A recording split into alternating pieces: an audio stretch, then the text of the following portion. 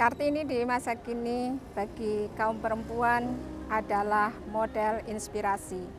Yang pertama adalah Kartini mampu menjadi tauladan bagi semua wanita, baik itu dalam hal menyampaikan inspirasi, berpikir kritis, maupun bisa berperan dalam segala bidang. Yang kedua adalah Kartini mampu mewujudkan segala hal yang bisa menjadi tolak ukur pemikiran bagi kaum wanita. Kaum wanita diharapkan bisa kritis untuk menyikapi permasalahan di sekelilingnya, dalam keluarga, dalam masyarakat, maupun dalam pekerjaan. Kemudian yang ketiga adalah Kartini mampu menjadi pionir dalam emansipasi wanita, di mana wanita mampu untuk berperan di segala bidang, baik itu ranah pekerjaan, baik itu dalam keluarga, baik itu dalam masyarakat, maupun segala bidang yang ada di sekitarnya. Dan untuk itu, sebagai wanita, menjadi sosok Kartini masa kini patut untuk bisa mewujudkan emansipasi yang sudah ditoladani oleh Kartini. Era media sosial sekarang, kita sebagai perempuan mempunyai peluang yang besar untuk melanjutkan semangat emansipasi era Kartini. Jika dulu Ibu Kartini harus menulis surat berbulan-bulan agar menyampaikan suaranya, sekarang dengan satu postingan kita bisa menjangkau beribu-ribu orang dalam 1 detik.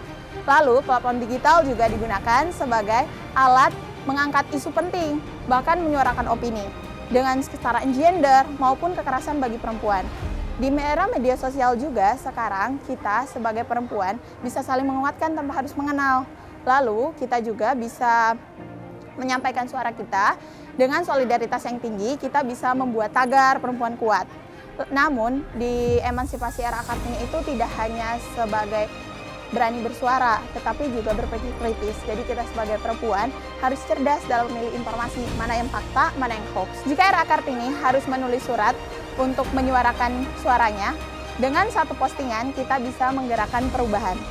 Tetapi harus dengan berani, sadar, dan berdampak. Oke, baik. Jadi memperjuangkan Kartini di era sekarang, kita perlu pahami dulu bahwasannya Kartini bukan hanya tentang kebaya, melainkan tentang bagaimana cara kita berdaya. Dan menurut aku pribadi, pendidikan itu adalah salah satu kunci utama ya, atau senjata. Karena kesetaraan itu sebenarnya hal yang niscaya, jadi bukan hanya tentang hadiah di era Kartini, tapi kesetaraan itu pun juga sekarang sudah banyak kita dapatkan. Dan sebenarnya perjuangan perempuan itu belum selesai kalau ternyata di belakang diam-diam kita masih saling menjatuhkan sesama perempuan. Nah ini nih, terutama bagi yang perempuan ya, ayo kita terus gerakan woman support woman itu selalu kita gaungkan dan selalu kita internalisasikan, dan kalau bisa kita praktekkan. Agar apa? Agar semangat Kartini yang berdaya terus selalu ada dalam sanubari, dan kita juga selalu bisa saling support. Jadi kalau kita bisa saling support sesama perempuan, kenapa kita harus saling menjatuhkan kan gitu? Karena di era-era sekarang juga justru banyak yang menjatuhkan perempuan itu bukan hanya tentang laki-laki, bahkan juga sesama perempuan ada yang saling rebut, ada yang saling sikut gitu. So mari kita terus berdaya agar kita bisa memberdayakan perempuan lain terutama.